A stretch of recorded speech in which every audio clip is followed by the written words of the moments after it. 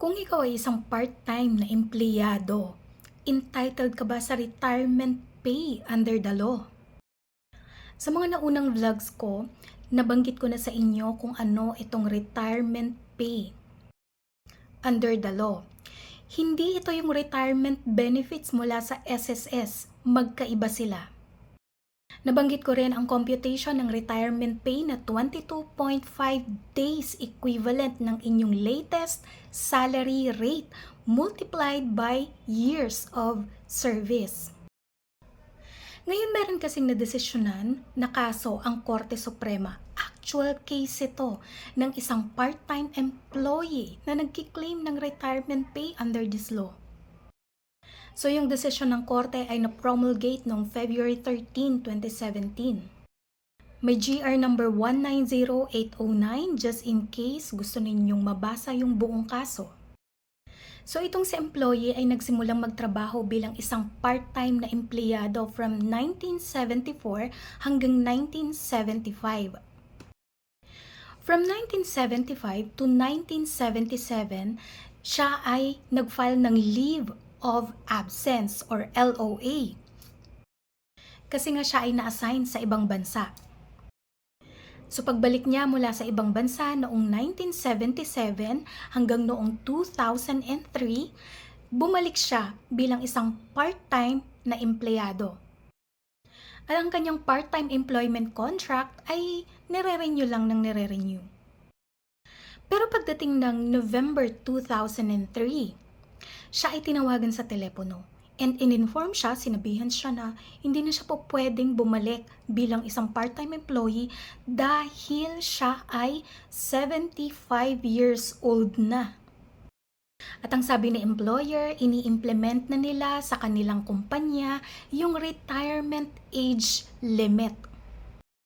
So ang ginawa ni part-time employee, dahil aminado naman siyang 75 years old na siya, humingi siya ng advice sa Department of Labor and Employment regarding sa entitlement niya sa retirement benefits under the law.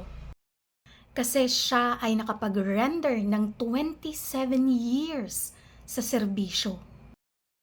So sa reply ng DOLE, sinabi ng DOLE na entitled siya sa retirement pay under Republic Act 7641. Pero ayon sa kanyang employer, hindi siya entitled sa separation pay or kahit anong retirement benefits. Why? Kasi despite sa kanyang length of service, sa mahabang serbisyo niya sa kumpanya, siya ay isang part-time employee lamang at ayon sa kanilang Collective Bargaining Agreement o CBA sa kumpanya, ang makakakuha o ang entitled lang sa benepisyong ito o ang entitled sa retirement benefits ay yung mga full-time employees ng kumpanya na nakapag-render ng at least 5 years of service. So dahil denied ang kanyang retirement benefits, ano ang dapat gawin ng empleyado na ito? Siya ay nagpunta sa NLRC, nag-file siya ng case for non-payment of retirement benefits. Sa labor arbiter, talo sa employee kasi ang sabi ni labor arbiter, ang mandatory retirement age ay 65 years old. Kapag na-reach mo na yung compulsory retirement age na 65 years old, meron kang 3 taon para mag-file ng iyong retirement benefits under the law kasi ito ay considered money claims. So ang money claims ng isang empleyado ay may prescriptive period. Ito yung period na prescribed by the law para i-file mo yung money claims mo sa korte. Kapag lumampas ka sa prescribed period, hindi mo na ito pwedeng maklaim pa o hindi mo na ito po pwedeng i-file. So ang retirement age, mandatory retirement age ay 65. In this case, nag-file si employee ng kaso nung siya ay 75 years old na. So 10 years na yung lumipas. Ibig sabihin, lampas na sa prescribed period na 3 taon. Sabi ni labor arbiter, wala ka nang makiklaim kasi lumampas na sa prescriptive period na inaalaw ng batas para i-file mo yung claims mo na ng retirement benefits. Pero nung umapila sa employee sa NLRC, nabaliktad yung desisyon, pinanigan ng NLRC sa employee. At ang sabi nito, may fault din o may kasalanan din sa employer kasi alam na nga nila na nasa compulsory retirement age na itong si employee pero patuloy nilang ni-renew yung kontrata.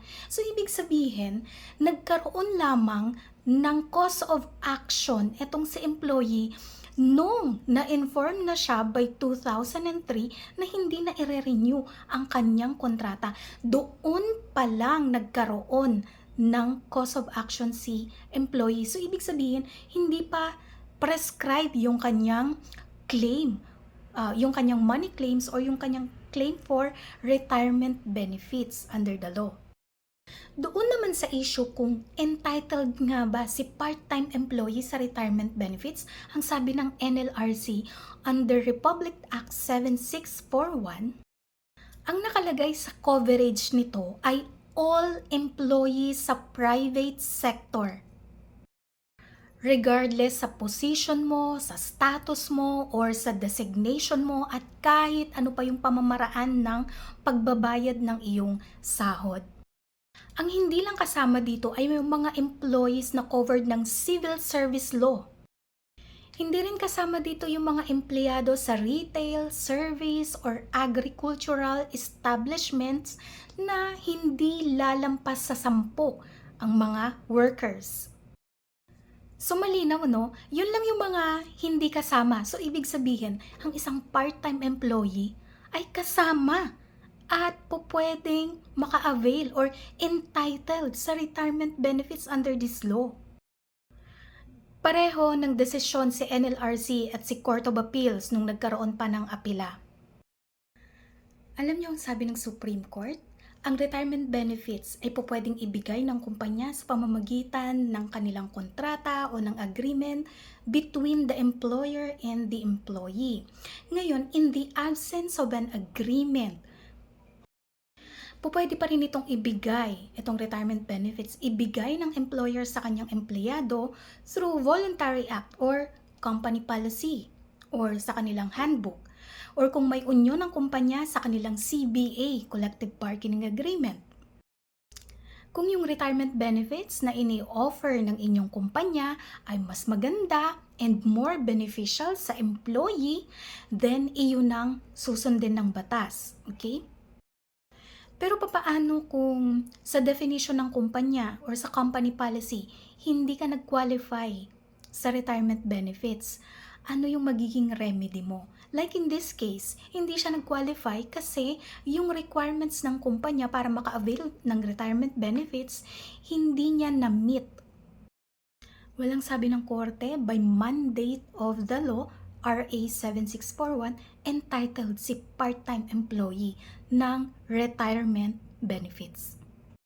Bago ko pala makalimutan, kung yung nakalagay sa CBA na retirement benefits o yung company policy nyo regarding retirement benefits ay mas mababa kesa sa ibinibigay na minimum ng batas o minimum retirement pay ng batas, ang masusunod ay ang batas, hindi ang company policy ninyo, hindi ang CBA. Pero gaya nga ng sinabi ko kanina, kung mas maganda yung probisyon ng CBA ninyo regarding retirement benefits, mas mataas kaysa sa kung ano ang nakalagay sa batas, mas susundin yung CBA or yung company policy. Basta kung alin yung more beneficial sa employee, yun ang susundin. Pero attorney, paano kung sa kumpanya namin walang retirement plan ang aming employer? Wala kaming company policy regarding retirement benefits. Well, diyan na ngayon papasok yung probisyon ng batas in the absence of a retirement plan na offer ng inyong employer or inyong establishment. Kapag na-reach na ninyo yung retirement age na 60 years old, ito yung optional retirement age. Yung 65 years old naman, ito yung mandatory or compulsory retirement age. And meron na kayong 5 years in service sa kumpanya, makaka-avail na kayo ng retirement benefits under RA 7641. And ang computation ay 22.5 days for every year of service sa kumpanya. Ang basehan ng computation ay ang latest salary rate. So halimbawa, ikaw ay minimum wage earner, 645 pesos ang iyong per day, i-multiply mo yan sa 22.5 and then imumultiply mo siya kung halimbawa ikaw ay 10 years na sa kumpanya, multiplied by 10. So 22.5 multiplied by 645 yung iyong daily rate, multiplied by your years of service, halimbawa 10, kung ano yung total nun, yun ang iyong retirement benefits. Kung halimbawa, 9 years and 6 months ka lang sa kumpanya, considered pa rin itong 10 years kasi yung fraction na 6 months ay considered na whole year. Dagdag pa rito, may inilabas na labor advisory ang Secretary of Labor para sa guidelines for effective implementation ng Republic Act 7641 or the Retirement Pay Law. And kasama dito sa coverage ng retirement pay ang mga part-time employees and job contractors. Kinlarify kasi ng labor advisory na to kung sino ba yung mga private employees na entitled sa retirement pay under this law. So binigyan niya ng definition yung private employees. Okay? So kasama dito ang mga part-time employees and job contractors. So ang sabi ng korte, si employer ay hindi makakawala sa kanyang obligasyon na bayaran ng retirement benefits si part-time employee kahit na ito ay patuloy na nagtrabaho after niyang ma-reach yung compulsory retirement age. So para sa mga nagtatanong kung entitled ba kayo sa retirement benefits under RA 7641, ito na po yung sagot. Kung yung part-time employee nga, entitled, kayo pa ba? So regardless, kahit agency pa yan, okay, agency employee kayo, entitled kayo sa retirement pay under this law. So sana nakatulong ulit tayo regarding sa mga nagtatanong ng kanilang retirement benefits sa kumpanya. Tandaan po ninyo, years of service plus age requirement. Kailangan po magkasama po yun. Regardless, kahit po sabihin na natin na 40 years na kayo na nagsisilbi sa kumpanya, kung wala pa kayong 60, hindi pa rin po yun retirable age. I mean, hindi pa rin po kayo makaka-avail ng retirement benefits. So, dapat po magkasama yung years of service plus age. 5 years lang naman 5 years in service and dapat kayo ay 60 or 65. Optional retirement yung 60, mandatory retirement yung 65. Sa mga reels natin na na-upload ko sa Instagram, pasensya na kayo. 90 seconds or less lang talaga. Okay? Yung full video naman nasa YouTube channel ko, pupuntahan nyo na lang. Ngayon, kung hindi nyo mahanap yung link, nilalagay ko po yun sa aking Facebook page, Attorney Promday. So, ayan. Thank you.